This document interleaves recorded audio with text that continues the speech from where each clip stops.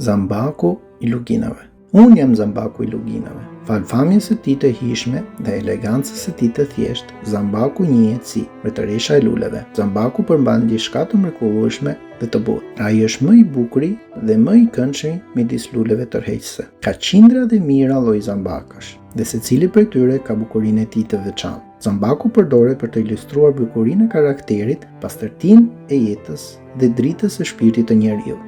Për shembull, zambaku i bardhë njihet si simboli i çiltërsisë, pafajësisë dhe dashurisë.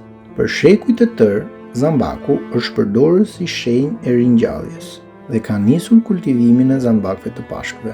Portreti poetik i Krishtit, ku ai ilustrohet si zambak, është shumë domethënës.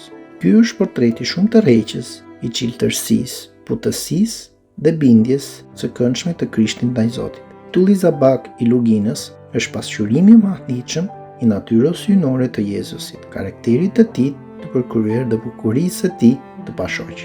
Zambaku është një dhuratë e përshtatshme në çdo stim dhe në çdo rast. Ai dhurohet si në raste të gëzuara ashtu si në trishtime. Kështu dhe prania e Krishtit është e pandashme në çdo rast, në çdo nevojë të njerëzve. Në çdo kthes të jetës, si në gëzim edhe në trishtim, zambaku i luginës do të përmbush shpresat dhe dëshirat tona.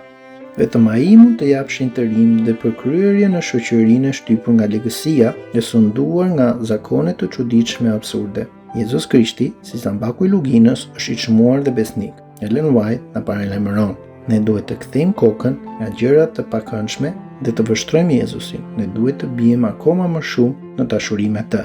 Lutja ime sot: o Zot, le të pasuroj jetën time bukuria e zambakut të luginës. Amen.